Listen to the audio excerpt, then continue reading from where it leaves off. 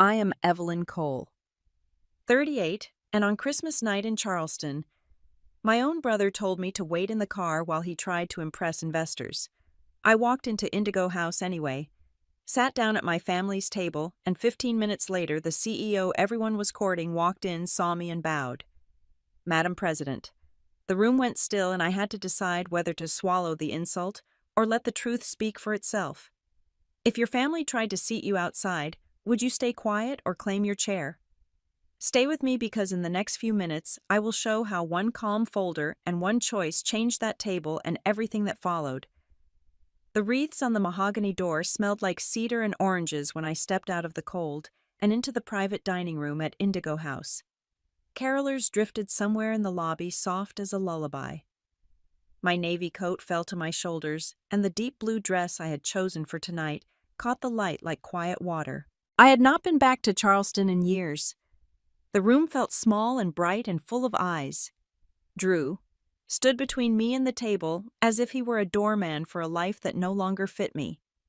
He had that polished suit in charcoal and the look he saved for mirrors and photographers. He lifted his chin and told me to wait in the car and said, "We need these investors." Every head at the table turned, then looked down, a little flutter of cloth napkins and wine stems. I felt the old heat climb my throat, but I kept my voice inside. I was not here to fight in a dining room. I was here to sit at the table I had earned. Margaret pressed her hand flat on the table as if to keep the plates from moving. Lawrence stared at the candle flame and tightened his fingers around the stem of his glass. A server hovered with a silver tray, then backed away like a tide.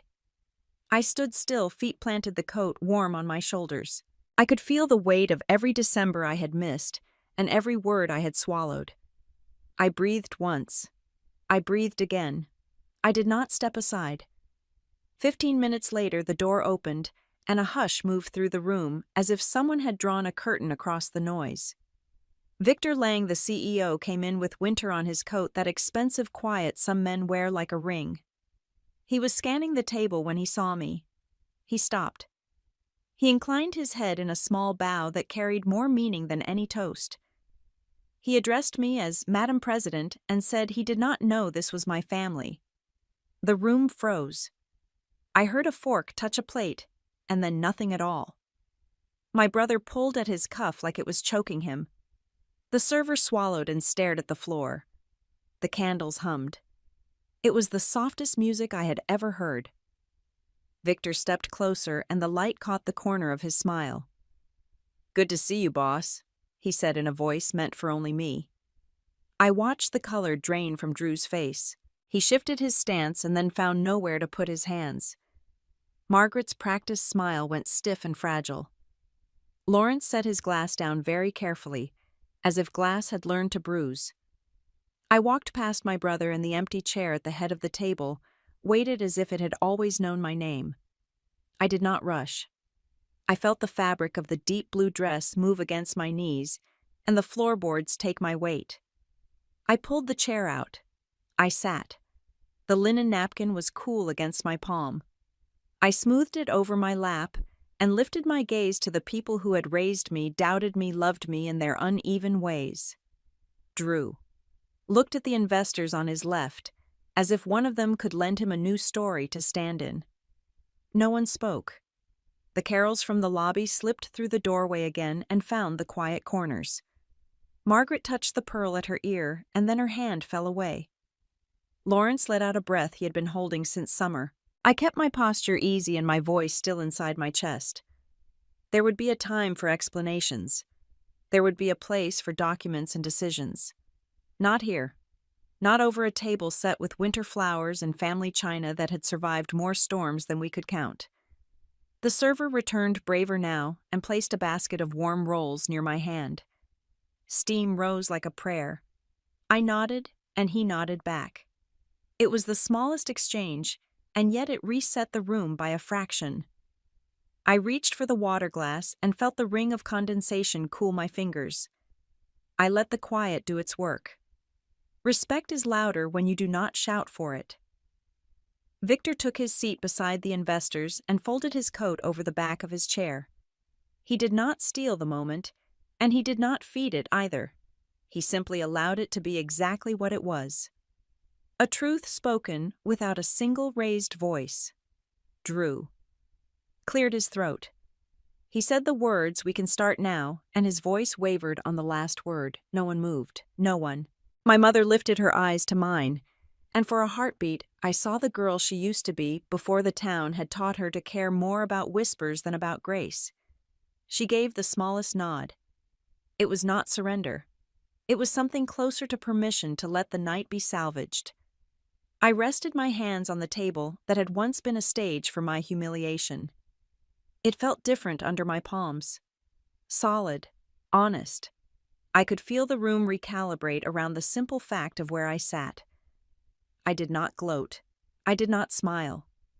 I let the candles burn and the carols drift and the plates remain exactly where they were. I had come to eat with my family. I had come to be seen. I had come to make sure that no one left this room believing I belonged out in the cold. I let my hands settle on the linen for one more breath, then drew the leather folder from my bag and set it at the center of the table. The act was simple, and it changed the temperature of the room by a few honest degrees. I said that Langridge is a private company. I serve as board president at Langridge. The board voted last week, and that every step required for this partnership was completed last week. Council reviewed the board, voted filings were made. Tonight is a courtesy. Faces to names. No decisions left, hanging on a holiday. Eyes moved to Victor. He confirmed in that steady way of his that the board actions were final and that the documents inside the folder matched what had already been executed. He added that holiday timing does not weaken enforceability and that any signatures requested tonight are acknowledgments for the record, not conditions to close. The investors relaxed in the small ways people in finance do. A napkin flattened. A glass set down evenly. The tiniest click of a pen cap left on the table instead of in a hand. Margaret watched Victor speak and then watched me as if following the order could teach her something new about the story she was in. Lawrence gave the brief nod he saves for trains that arrive on schedule. My brother Drew shifted his weight and kept his hands where everyone could see them. He understood that the folder did not ask for permission. It proved that permission had already been granted in rooms that do not serve dessert. I kept to the calendar. The first working session will be the morning of December 26th at Langridge Tower. Security badges will be ready at the front desk, and a short agenda will be waiting in the conference room. I noted that the building has announced a rename to Cole Innovation Center, effective at the new year, and that signage will follow in January. For us, the work begins the minute we sit down after the holiday. Responsibilities remain as briefed. Access remains controlled. I opened the folder just enough to show the tabs without turning dinner into a seminar. Approvals. Consents. A closing checklist with most lines marked complete. The remaining items were administrative already scheduled. Victor confirmed again that conditions precedent had been satisfied the prior week. He assured the man to his left that headlines would not alter capital structure or control. The man nodded, relieved by the vocabulary of certainty. I told my family what the first session would cover. Current operations. Immediate risk. A path to modernize where we lagged. Natalie will join for the operational pass-down. Eleanor will chair the legal review. Maya will coordinate materials and access so no one fumbles for a file while a clock is running. Ethan will come in for the river and flood overlays in the afternoon if needed. By lunch, we will know which pieces need grease and which need new parts. I wrote the time on the back of a place card so even the paper loyalists would have something to pin to the refrigerator. 9:30. Check-in 10 start. I set the card at the edge of the folder and left it there. No one argued the hour. Investors live by calendars. So do I. So will we. That was the business. I closed the folder and slipped it back into my bag. I thanked Victor and our guests for their time and said the formal portion of the evening was complete. The rest of the night belonged to winter plates and quiet talk. No more introductions to the project. No more questions to pin anyone to a wall. Supper could remember that it was supper. The server stepped in with new water and a basket of warm rolls that steamed gently when he lifted the linen. He placed butter that was soft enough to spread without scarring the bread. Someone laughed at a small remark about the weather. The carols in the lobby drifted in again and did not need to do any heavy lifting. Margaret lowered her shoulders by a fraction and let the rhythm of passing plates do the talking for her. Lawrence rested his napkin on his lap with the care he gives to rituals that have outlived pride. Drew pulled out his chair and sat. It reads like a sentence with subject and verb and a clean period. He did not look for applause from the investors or rescue from me. He let the room be ordinary. For once, ordinary was the right size. I tasted the bread and let the heat rest in my palm a moment longer than necessary. The folder was where it belonged. The date was set. The work would meet us under fluorescent lights that do not care about anyone's feelings. I looked around the table and decided to let the rest of this meal be exactly what it was trying to be, a family sharing food, without the smoke of rumor between courses. We asked about travel. We noted the forecast. We spoke of the river and the way Charleston keeps Christmas in the air a little longer than the calendar would suggest. When the plates were cleared, I asked for coffee for the table and water for me. The candles kept humming. The night kept its dignity. The next step would not require music or ceremony. It would require showing up on the morning we had named. The night finished itself without fanfare, and the city breathed in the cold. I drove home through streets that knew my childhood and my absences, then slept the clean sleep that follows a choice made out loud. In the morning, I opened the door to the office where my real life had been built one plain day at a time. North Star Meridian did not start with a ribbon or applause. It began in a room with thin carpet and a window that faced a parking lot. I made coffee in a dented machine and wrote my list in blue ink. I told myself that discipline could be a kind of love when the world is not generous with the other kinds. I learned the sound a fluorescent bulb makes when it decides to keep going. I learned that you can walk out the same door every evening and still feel like you are moving forward. At sunrise, I took the path along the water and let the marsh air clear the leftover noise from other people's expectations. By noon, I ate a simple lunch at my desk and answered the emails that build tomorrow's bones. At night, I wrote the next day's list so fear had less to say while I slept. Maya arrived first and turned chaos into something you could stack on a shelf. She treated sensitive files like living things that need air and boundaries. She locked what must be locked and still found a way to make the work feel human.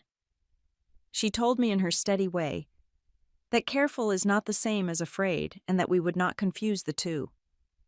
I believed her because she never reached for drama when a checklist would do.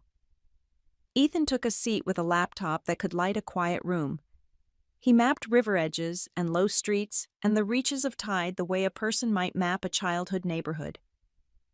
He built layers that show how water wants to move and where people insist on living. He said if we plan for water, we plan for people, and my shoulders eased in a way I had not expected. With him, risk turned from a rumor into a map you could touch with your finger. Eleanor joined like a front of clear weather. She arrived with a folder and a face that asked a room to lower its voice.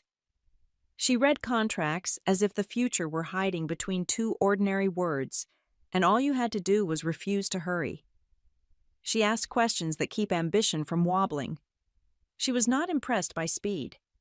She was impressed by the order that produces results in daylight. I learned to value the kind of sentence that stands up later when a stranger reads it with a cool eye. We stayed late more nights than I can count. The building emptied, and the vents hummed like a low lullaby. Maya would call goodnight from the copy room, and Ethan would send a fresh map layer that turned a maybe into a yes. I would check one more clause so that I could sleep with a different kind of quiet. The office windows held our reflections and reminded me that progress can look like a few small lights left on after everyone else has gone home. Before the holiday break, the building was half asleep. Downstairs, the lobby tree glowed in patient white, and the air smelled faintly of cinnamon from a bowl of wrapped candies the guard kept by his desk. I wore a plain sweater and flats, because long days do not reward vanity. We gathered in the smaller conference room where the glass does not invite a view, and that was perfect. This was work you do with your head down. Maya had the permissions list open and checked. She nodded once and slipped out to hold the door against interruptions. Ethan sent a message from his desk that the flood overlays were posted to the secure drive and the backup had been tested. The maps would be waiting when the city asked its next hard question. Eleanor set a neat stack of documents before me and placed her pen beside the top page. She did not fill the air. She let the room be as quiet as it needed to be for a decision to land. I read every line. Not because I doubted the work, but because reading is how I slow my heart to the truth. Care, duty, scope. Words that look simple until you promise them with your name. I signed the first page, and then the next. I did not think of who would scoff or who would clap. I thought of the morning I had driven over the bridge with everything I owned in the trunk and told myself I would only come back when I could stand upright. When I raised my head, Eleanor was watching with that small private smile that asks for nothing in return. She slid the last page toward me and placed one finger on the line. I wrote my name and the air in the room shifted by a degree you can only measure from the inside. She closed the folder and reached her hand across the table. I met it. Her grip was dry and warm and certain. She said I was ready. The words did not need volume. They had weight. We sat for a moment without speaking. A building settles at a certain hour and makes the kinds of sounds you only hear when you are paying attention. I let the pen rest near my hand and thought of chairs at tables I had once been told were not mine. I thought of the way a door can look locked until you decide to pull instead of push. I stood and stepped into the hallway. The afternoon light had turned the end pane of glass into a mirror. I walked toward it and let my reflection come into focus. The sweater plain. The hair pulled back. The face I have carried through rooms that did not want my voice and rooms that did not know they needed it. I did not practice smiling. I did not rehearse a speech. I looked at myself and recognized the person who chooses her seat and then earns it. In the lobby, the guard lifted a hand, and I lifted mine. The tree lights blinked a slow code that felt like patience. Outside, the air held that clean winter promise that tomorrow will not pretend to be anything other than work. I stepped into it and did not hurry. There was a morning on a calendar with my name on it and a room where my team would sit on purpose. I had signed what needed signing. I had shaken the hand that matters when you are done asking permission. The rest would be done at a table where paper and daylight tell the same story. The first business morning after Christmas opened gray and clean. Langridge Tower felt half asleep. The lobby tree still lit as if it had one more job to do before the new year. Upstairs, the conference room smelled like coffee and paper. Natalie set a pad at each chair and Maya placed a small stack of pens in the center, as if order could steady the air. I took my seat at the end of the table where the screen was easy to see. We did not waste words. Drew arrived last with rain on his shoulders and a newspaper folded hard enough to crease the headline. He let it fall onto the table. The story had that familiar hunger for drama and certainty.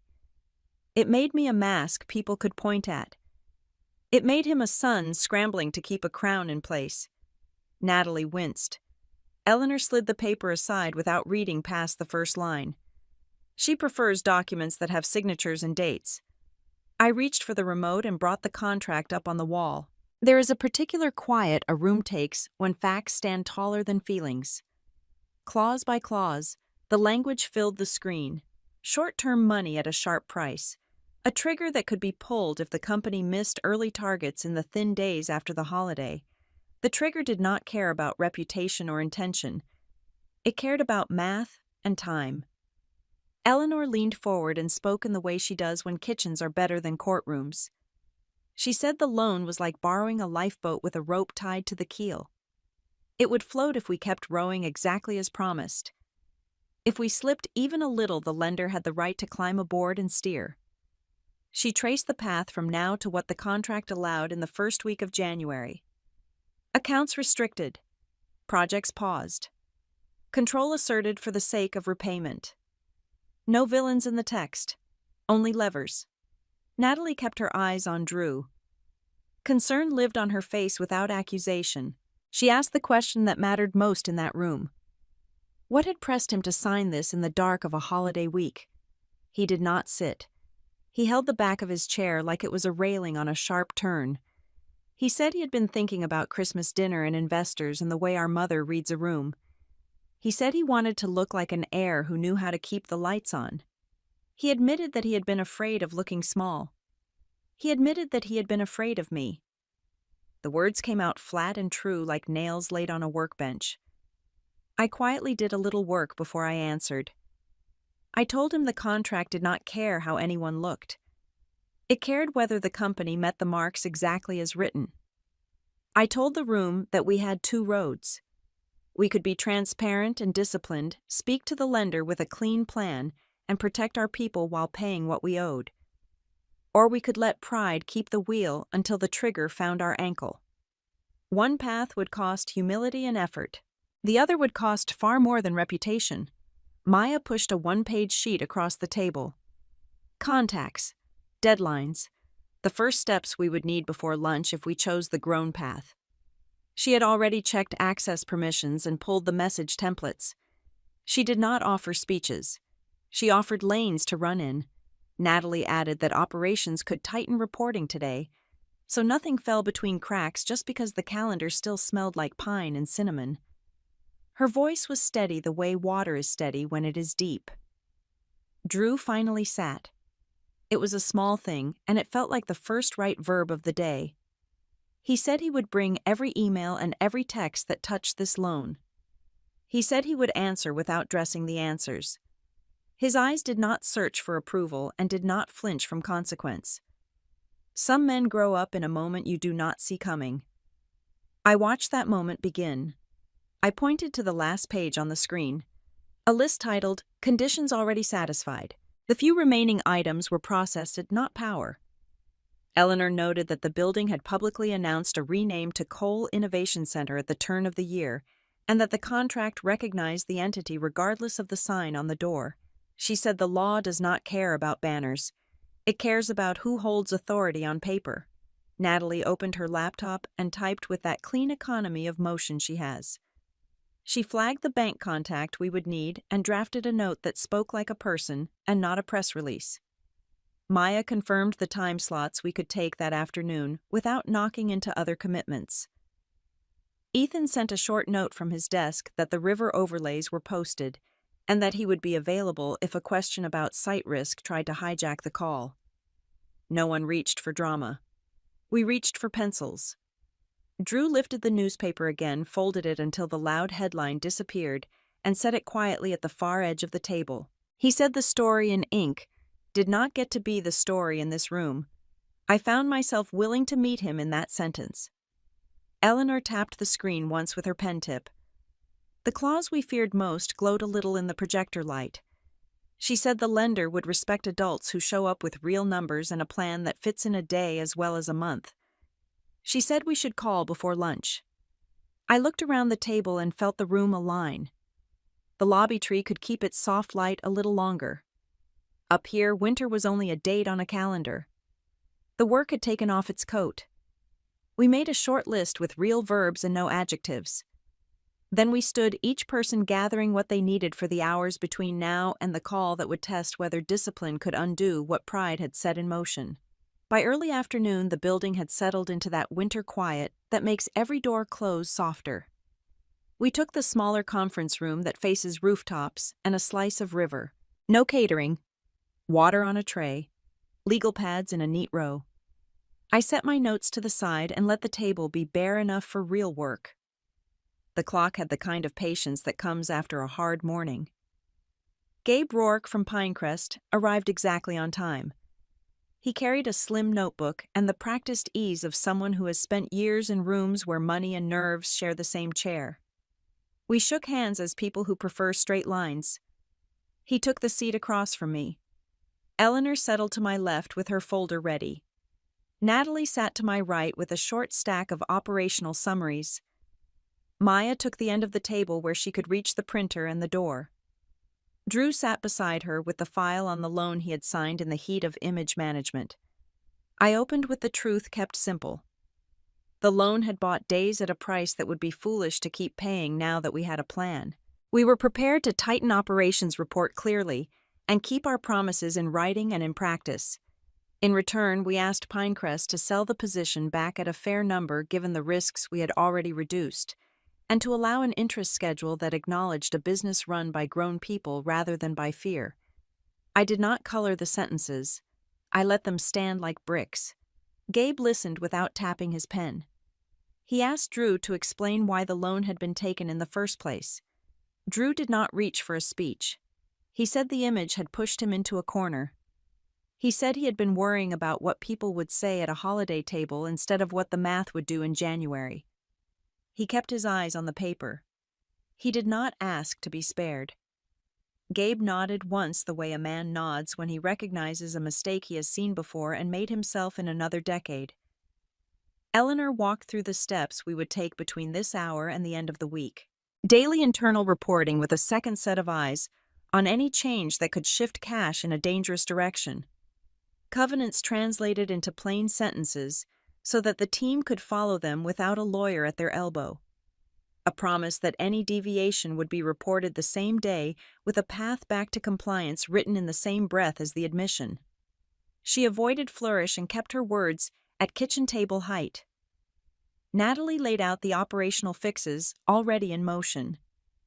Intake reviewed by a human before files moved forward. A 2-layer check on identity and address so small errors did not turn into large delays. End-of-day reconciliations posted to a board everyone could see.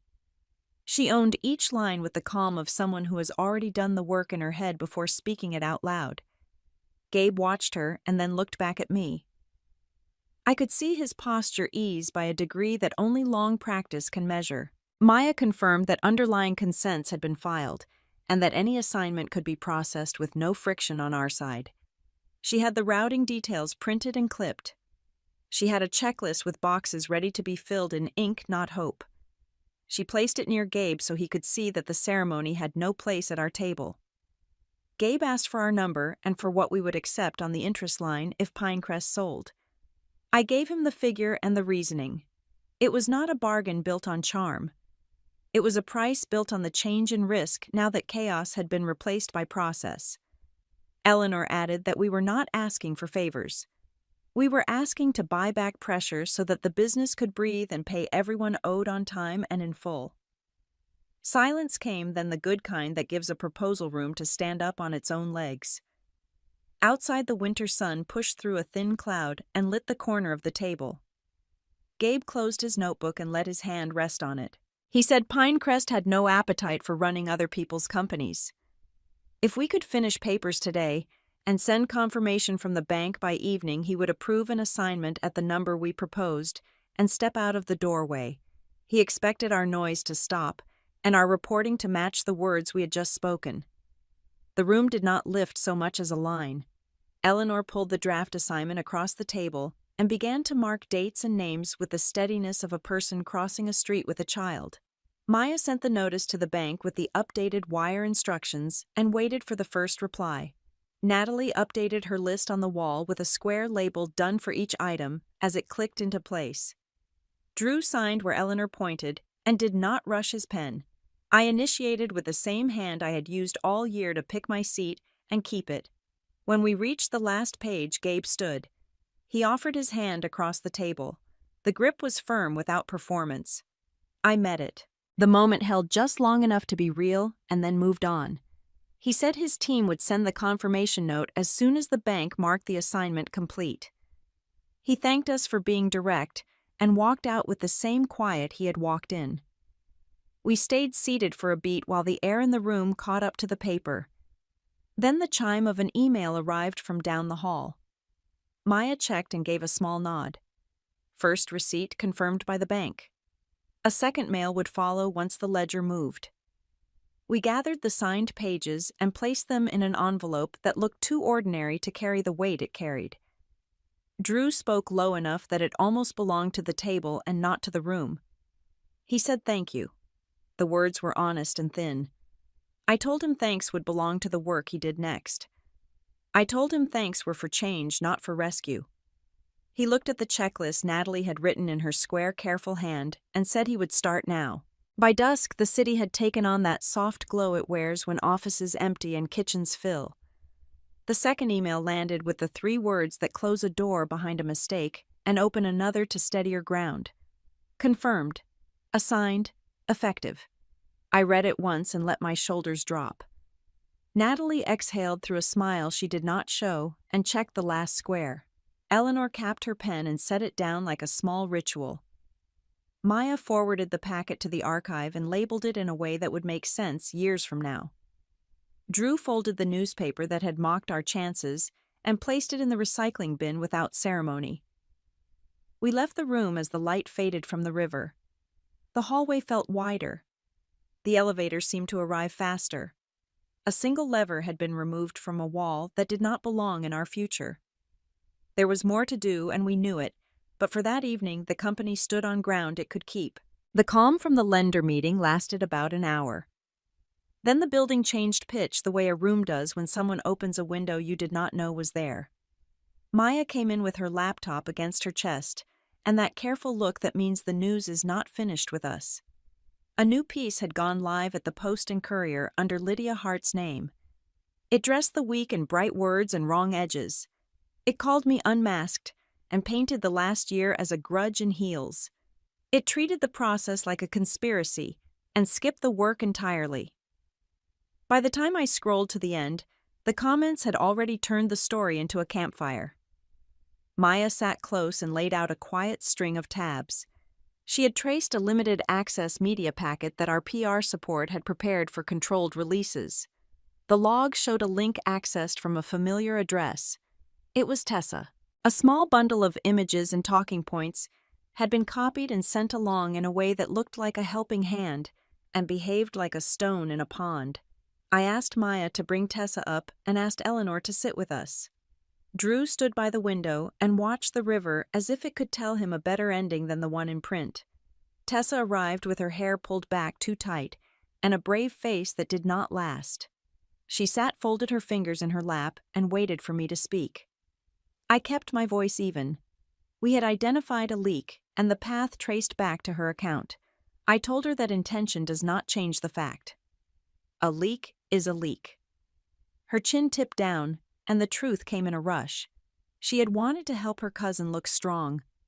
She had thought a little pressure in the press might speed us up or soften me in rooms where I do not bend for theater. She said she had not meant harm.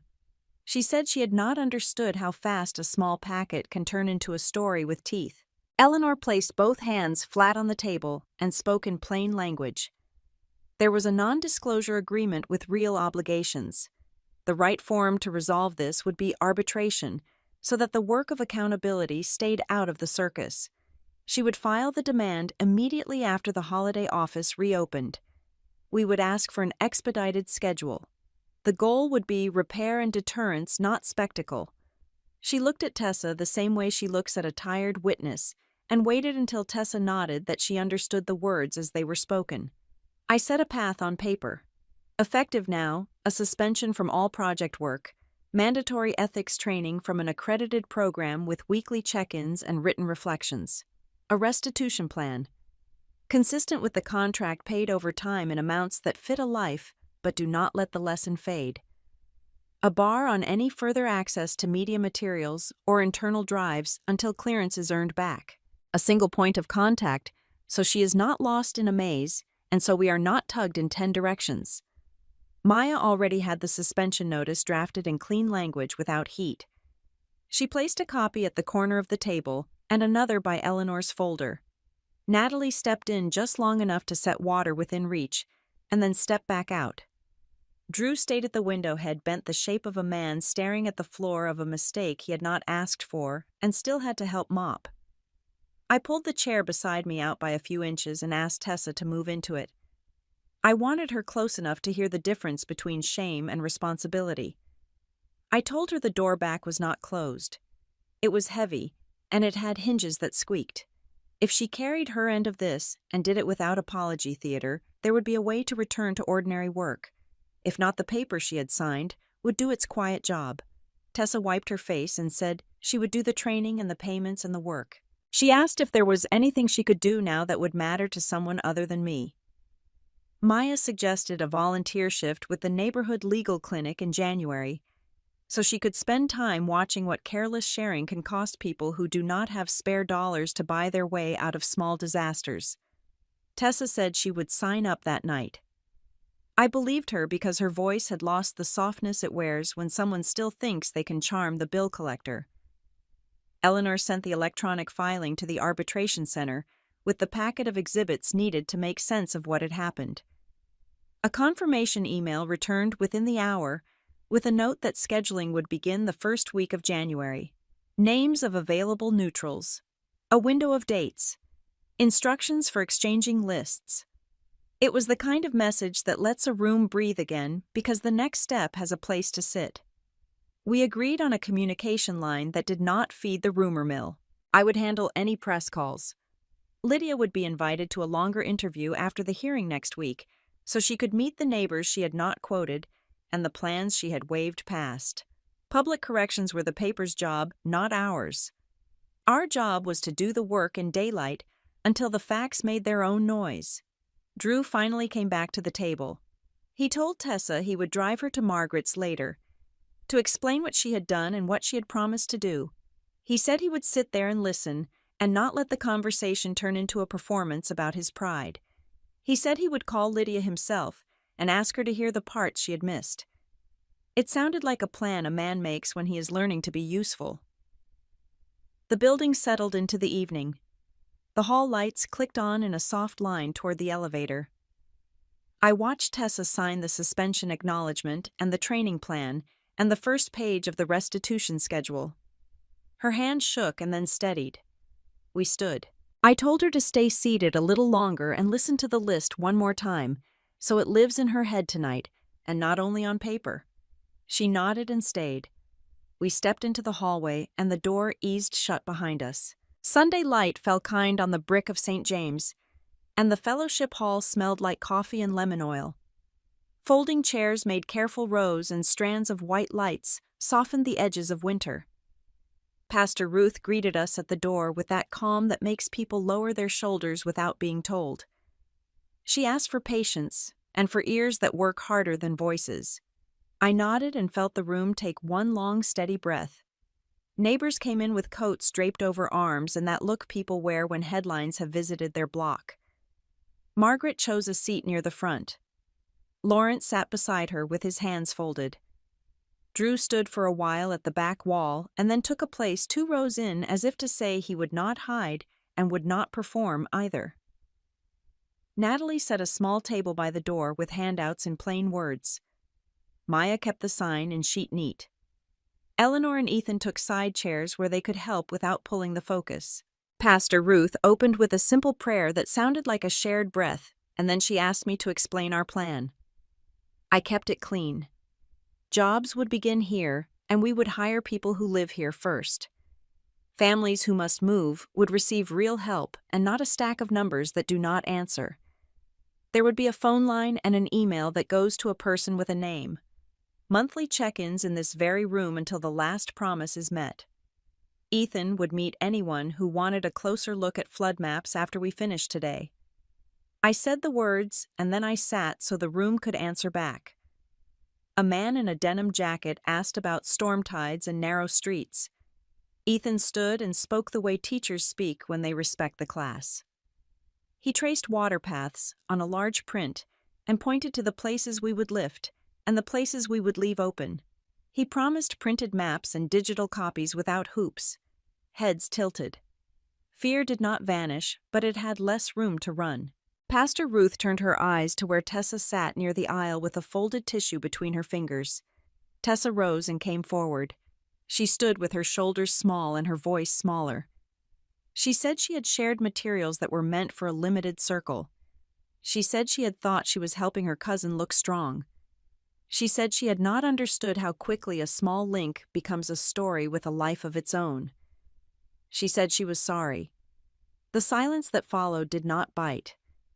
It was held. I stood with her.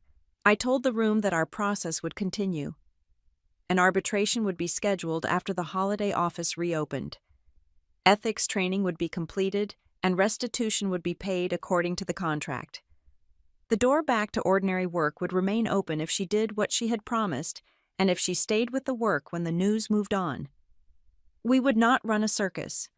We would handle this like adults and keep our eyes on repair. A woman near the front asked who would answer the phone at dinner time when parents finally have a minute to call. Natalie raised a hand and said, "A person would answer, and if a call was missed, a return call would go out that night or first thing next morning, and every call would be logged in a book anyone here could ask to see." Another neighbor asked about a mural on a cinder block wall that had kept watch over that block longer than some of us had been alive. I said we would protect it if we could and rebuild it with the artist if we must. We wrote the name of the artist and the block in the corner of a page. Then Margaret stood. She did not ask for the microphone, and she did not dress her words. She said fear of what people might say had made her small. She said she had guarded an image of our family and in doing so had failed to guard the people in it. She said she had measured worth by how quiet the whispers stayed and had let that measure decide too many things. She looked at me and at Drew, and then at the room, and said she wanted to spend what years she had left on work that stands up when someone steps close. Her voice did not shake. She finished and sat, and pressed her hands flat on her skirt like a woman setting an intention. The air changed by a degree you could feel on your face. Someone clapped once and then again, and the sound spread in small bursts that did not need to be loud to be true. The retired teacher from the last meeting asked for the oversight schedule. I handed her a page and she said she would bring cookies to the first session because sugar has a way of keeping tempers low. A father in a work jacket asked about apprenticeship spots for his son. Natalie wrote his name and number and said she would call on Tuesday afternoon. Pastor Ruth thanked the room for speaking like neighbors and asked if there were any last questions that would help people sleep. A young mother asked about move dates and notice. Maya answered that no one would be surprised by a truck on their street, and that we would post a calendar on the church board and keep it updated. Eleanor added one careful sentence about rights of entry, translated into home language and not legal form. No one seemed confused. No one seemed rushed. We ended with a short prayer for steady work and steady tempers. People stood in small circles, and the scrape of chair legs sounded like a town getting ready to try again. Tessa stayed near the front, and a few women reached for her hand and told her to keep going. Drew said he would drive her to see Margaret in an hour to tell the whole story and the whole plan. I folded the extra handouts and slid them into a box for the next room and the next conversation. The lights looked warmer on the way out than they had when we arrived. The door swung open to clean winter air. It felt like a beginning instead of a defense. Monday began with clean winter light and a room that felt ready for work. We gathered early at Langridge Tower and laid our pieces on the table as if we were setting out tools before a long repair. I wrote a first line in blue ink to keep my head steady. Keep it simple. Keep it honest. Keep it clear. Natalie took the lead on what the room would see. She rolled out a set of boards that looked like windows instead of walls. One page for jobs and training with a plain path from application to paycheck. One page for relocation support that described what help means in real life and not in brochure language. One page for a calendar a parent could stick on a refrigerator and actually use. She spoke as she moved steady and practical, and asked for a test question from me and another from Eleanor to catch any word that might wobble. Ethan stood by the big screen and gave our numbers a face neighbors could read without a guide. He turned tables into charts with colors that felt like a weather report. The flood maps showed how water wants to move, and the places where we would lift what cannot be left low. He added a small legend in plain English and a note that anyone who asked could have a printed map or a digital copy without hoops. He looked at me, and I nodded, because this is how I want the project to feel. Maya worked the lanes that make public meetings smooth. She called the clerk to confirm the order of the docket and checked the speaker list. She made sure we had extra pens and a sign-in sheet that did not turn into a traffic jam. She taped a schedule by the door and another near the elevator so no one asked what was next when nerves rose. Eleanor reviewed each page we planned to hand out and trimmed a sentence when the spine of the idea was strong enough to stand without decoration. At the door of our conference room, we placed a poster on an easel. The headline read, "Commitment to the Neighborhood" in large, calm letters. Under it sat 4 lines a person could carry in their head without a brochure. Jobs for local workers. Fair relocation helps. Respect for water and streets. Monthly open meetings until the last promise is kept. People from other floors paused, read and walked on with a look that said they understood. We built the oversight plan in the middle of the table. A committee of neighbors with names and phone numbers and seats that rotate. A monthly forum at St. James where questions can be asked and answered without microphones swallowing the human parts. A simple way to send a concern and a promise to reply within a day. Eleanor shaped the language so it fit on one page without losing its back. Responsibility and transparency and follow through with a small square beside each line to mark done. Drew came in on time and was quiet. He took the handouts and read them line by line. He asked Natalie how the phone would be staffed after dinner, when the day's work leaves people tired, but finally free to call. He asked Ethan how an older neighbor who does not love screens could see a large map without feeling small. He said he would be present for questions about the past, and he would keep his answers short. For once he stood beside the plan and did not try to stand on it. We rehearsed without theater. I would open and sit. Natalie would show the visuals and sit. Ethan would answer specific questions and sit. Eleanor would step in only when a piece of law needed a front porch translation. Maya would manage handouts at the back so no one waited with an empty hand. Drew would answer for the loan and for the plan to keep us honest now. If any of us slid into a speech, we would stop and return to the question. By midweek, the room looked like a small civic library. Binders labeled by subject.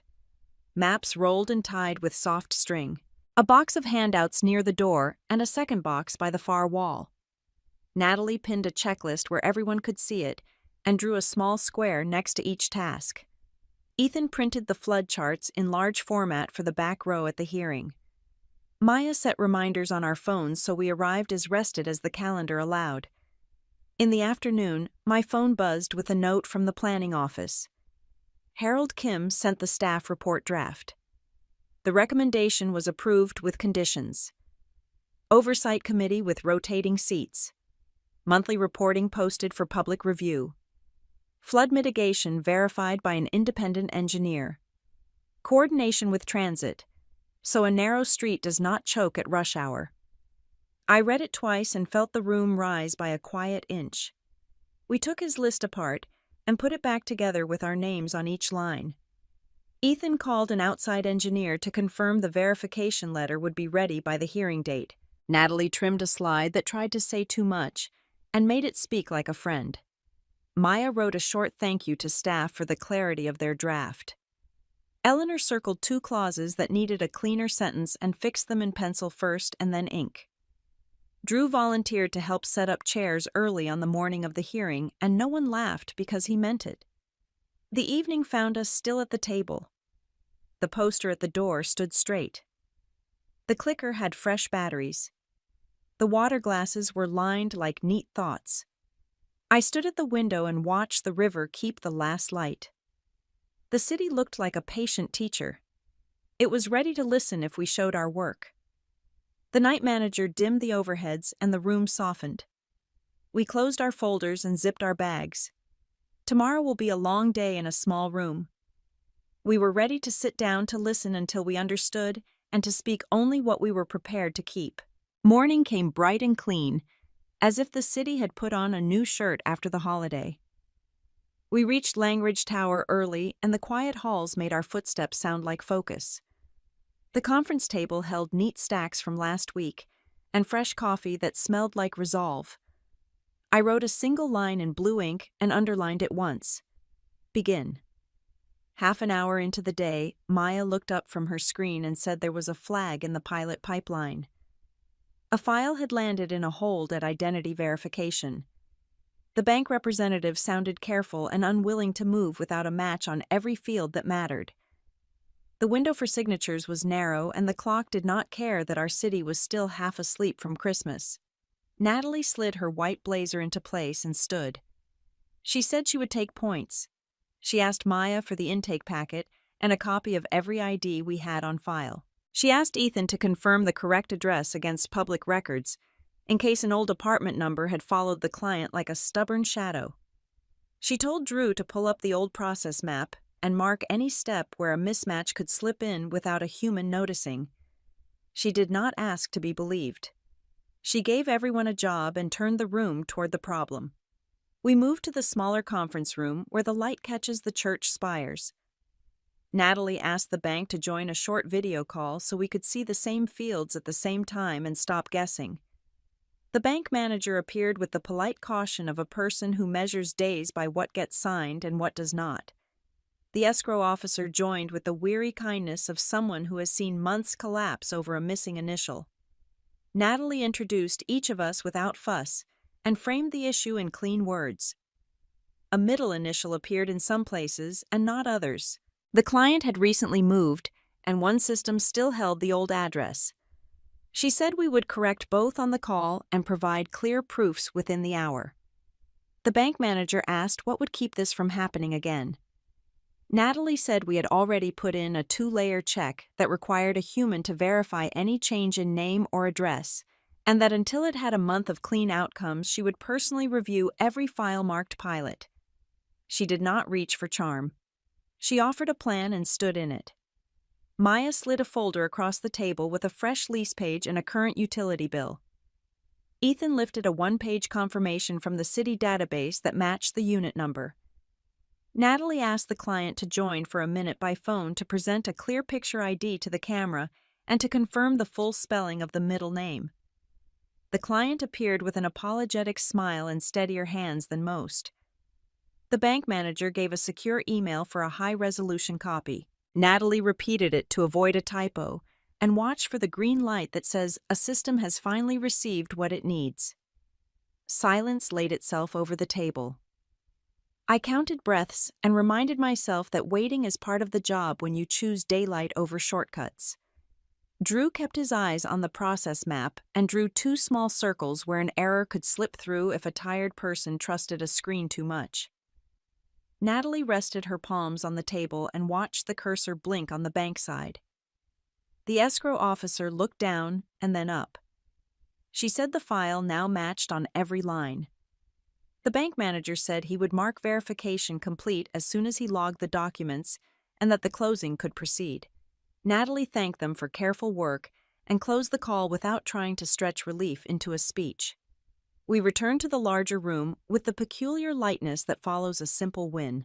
An email arrived a minute later with the words, "Every room hopes for on the first day back. Approved to proceed." The subject line felt like a door opening quietly. I read it once and let my shoulders ease. Maya updated the tracker. Ethan archived the address proof with a label that would make sense to any person a year from now. Eleanor wrote a short note to file that recorded what had happened and what had changed to keep it from happening again. Natalie stood at the end of the table and reviewed the new steps out loud so the team could hear the cadence. A human eyes check for any change to names or addresses. A recorded confirmation call if a record disagrees with reality. A final end-of-day verification that catches strays before a clock makes them expensive. She owned each line with the kind of calm that leaves no room for argument.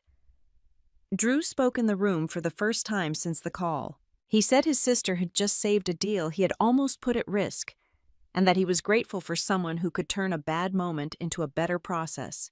He said it without looking for applause. The words landed clean and stayed where he put them. I watched Natalie absorb them the way a strong person absorbs sunlight. She nodded once and said the team had given her ground to stand on. We walked the timeline forward to be sure the closing would not slip. Maya pinged the client with a checklist written in plain language, so the last steps would not trip over a technical phrase.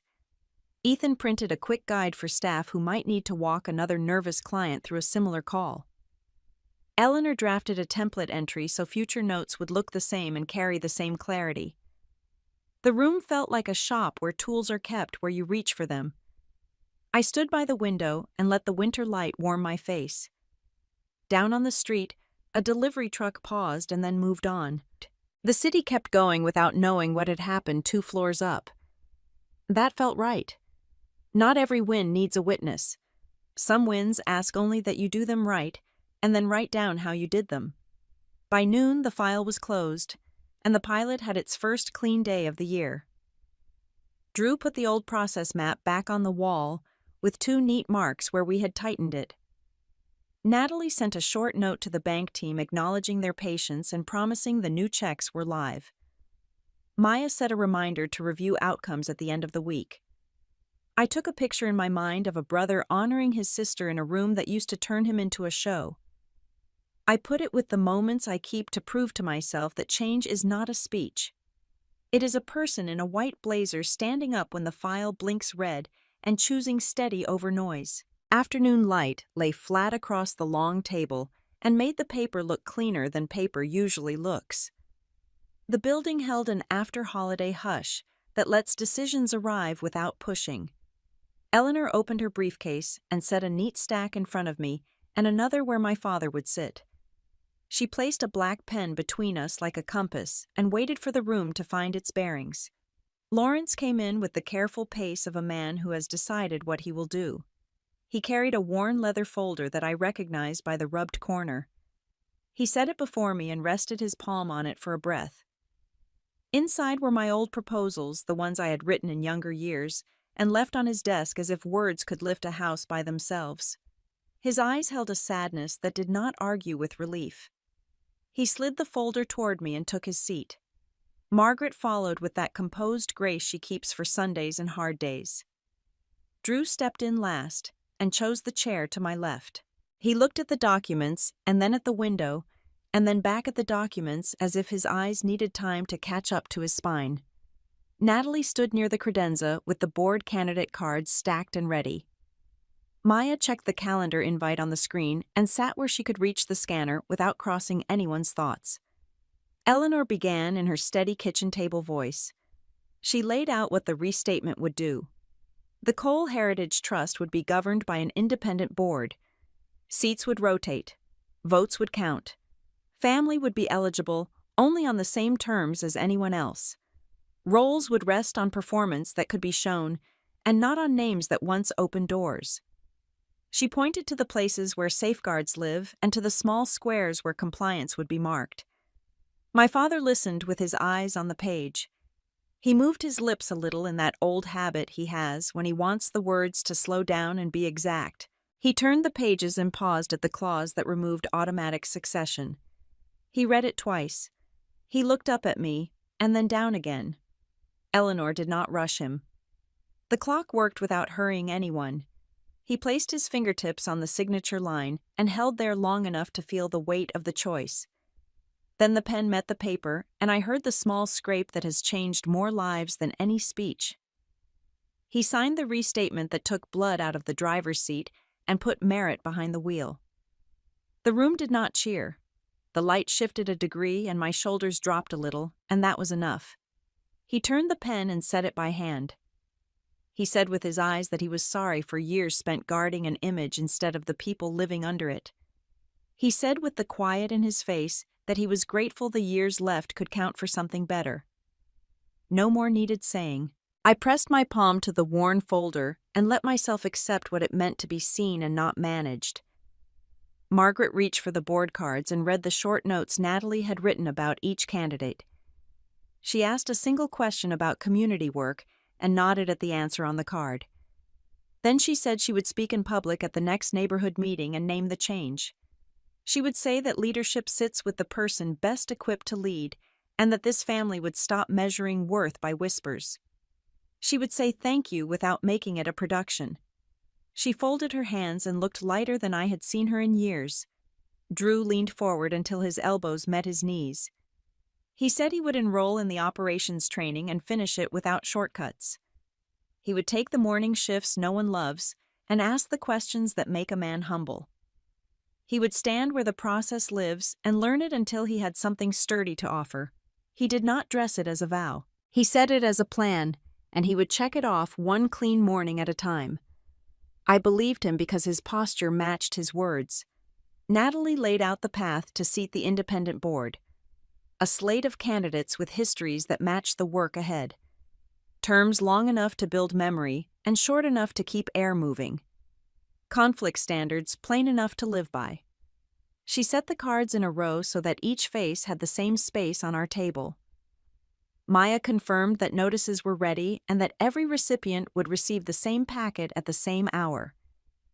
She had letters addressed and a small stack of stamps that felt like dignity in a world that forgets how to send anything carefully.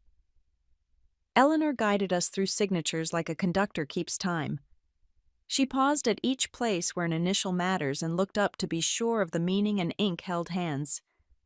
Margaret signed without fuss. Drew added his acknowledgement of the training program and the conduct policy that now covered us all.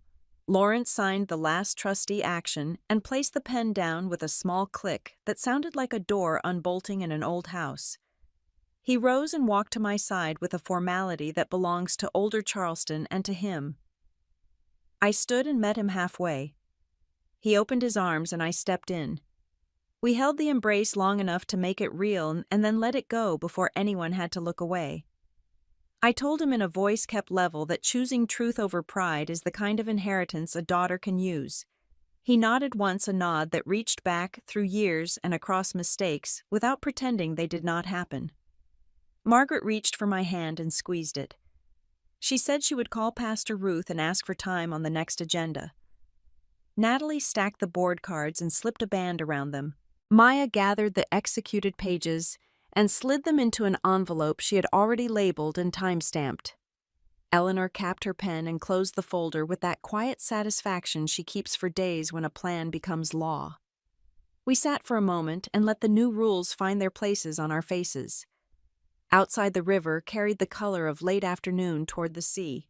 It looked like patience. I returned the old leather folder to my bag. The pages inside were not a wound anymore.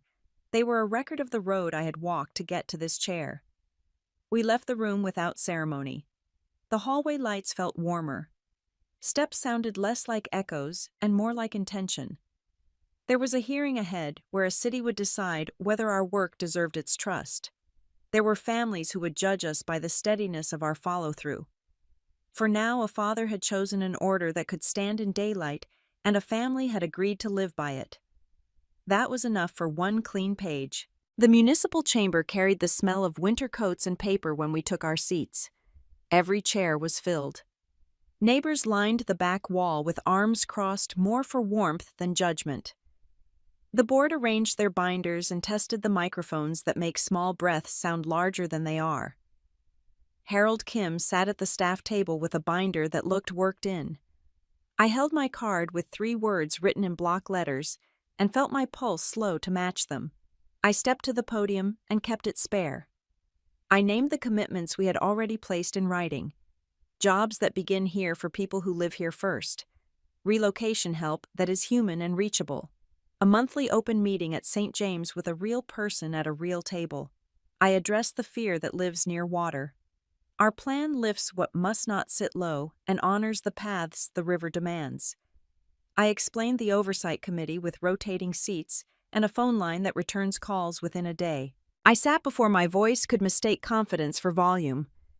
Natalie rose and moved through the visuals like a walk in even light.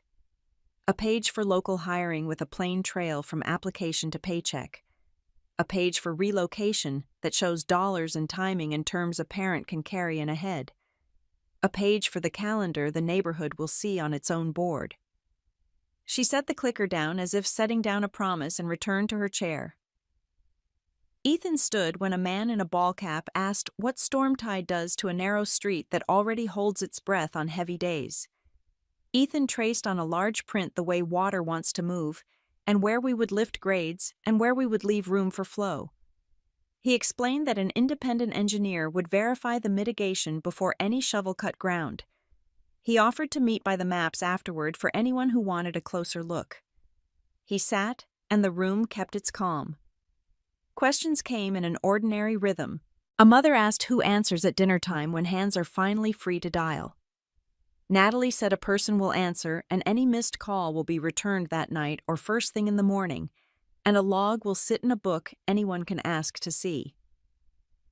A retired teacher asked about construction hours and how noise would respect school testing weeks. Maya noted the request and added it to the conditions we would accept without drama. Eleanor stepped in once to turn a clause about right of entry into a sentence a grandmother can take home and retell without fear. Harold rose with the staff report. He summarized the draft that had gone out. Approval, recommended with conditions. Oversight in public view with rotating seats. Monthly reporting posted and reviewed. Flood mitigation verified independently. Coordination with transit, so turn lanes keep narrow streets from choking at rush. He thanked the room for showing respect to a process that often has to earn it. The board closed questions and moved into their own quiet. One member asked for clarity on the schedule for the oversight committee. Another asked how grievances would be tracked and resolved without disappearing into email. We answered as rehearsed, and then let the silence work. There is respect in stepping back when a board thinks. Hands rose. The vote carried. Approved with conditions. The chair read them into the record. Committee formed with named contacts. Reports monthly. Flood mitigation verified. Transit coordination documented. The gavel touched wood. Air moved through my chest like a tide turning. The room answered with small claps that sounded like a street letting out a breath. In the hallway, neighbors came in twos and threes. A father handed Natalie a number on a folded receipt for his son who wanted the apprenticeship path. The retired teacher asked for the oversight dates and promised oatmeal cookies for the first meeting because sugar keeps tempers low. Drew stayed near and answered for the past without reaching for a stage. He said he was learning to be useful, and the words sounded less like a hope and more like a plan. On the steps outside, my phone buzzed with a message from the lender. Assignment complete. Records updated. Pinecrest had stepped out of the doorway. I sent it to Eleanor and Maya and watched the small check mark delivered. A second buzz followed with a link from the paper. Lydia Hart had published a long piece that read like a second look. She had spoken with neighbors from the church hall and had walked through our plan without heat. The newsroom pinned a correction to the earlier story on its homepage. It named the errors and set them straight without fireworks.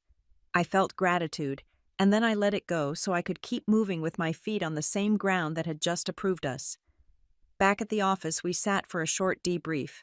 Eleanor confirmed that the arbitration filing sat on the docket, and that we would hold it in place while Tessa completed her training and restitution. If she met every mark, we would withdraw the case and let the lesson carry the weight going forward. Tessa sent a short update from her phone. First module complete, and volunteer hours scheduled at the neighborhood clinic. Drew read the note and said he would drive her tomorrow to meet the coordinator, so she would not back out in the parking lot when the old shame tried to bite. Maya posted the board conditions on our wall and placed a small square next to each item for done.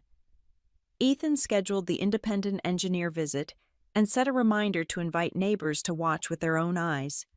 Natalie updated the hotline schedule, so the dinner time block had live coverage. The room had the hum of a shop where tools sit, where the hand expects to find them. As the sun thinned across the river, my phone lit again with my father's name. He wrote a single line that fit the new order we had signed. Family supper, mid-month. You choose the place. Margaret followed with a second note that read, like a smile in words. I tucked the phone away and looked at the team. We had been measured that day and found steady enough to proceed. The work would keep us honest. The city would hold us to our promises. The river would remind us to respect its path. We packed the binders and loosened our shoulders. Outside, the air had that clean edge a southern winter carries when it promises cold without cruelty. The streetlights came on in a quiet line. We walked toward the elevator with the relief that arrives when effort meets a fair process and neither tries to pretend it is something else. Indigo House held its warm light against the early dark, and the lobby smelled like cedar and citrus. The private room looked smaller than I remembered and kinder. The table was set in simple white and the candles hummed instead of flaring. I hung my navy coat on the stand and felt the steady weight of the blue dress remind my shoulders to drop. Drew arrived first and stood when I stepped in. The charcoal suit fit him with less shine and more purpose. Natalie followed with the white blazer that had become her uniform for plain answers. She set her phone face down and said she was off the clock even if the work was not done with us. A server placed a small envelope at my seat and said it had been delivered earlier. I slid it into my bag. Victor had sent congratulations and regrets and wished for a night that belonged only to family. Margaret entered with a careful smile and a red shawl folded over her arm. Lawrence came behind her with that old courtliness that holds the door and steadies a room without asking for thanks. We took our seats without ceremony. I did not wait to be invited to the head chair. I pulled it out and sat, and the linen felt cool under my hands. We ordered without fuss. Roast chicken and winter greens, spoon bread and potatoes with rosemary, coffee for later, and sweet tea for Margaret because the South holds its rituals. Conversation began with the easy things. Weather and church news, and the river looking high but honest. Then a quiet settled that asked for more than small talk. Margaret looked across the table at me. She said thank you in a voice she usually saves for prayers. It was a rare word from her in that direction, and it did not hide behind anything.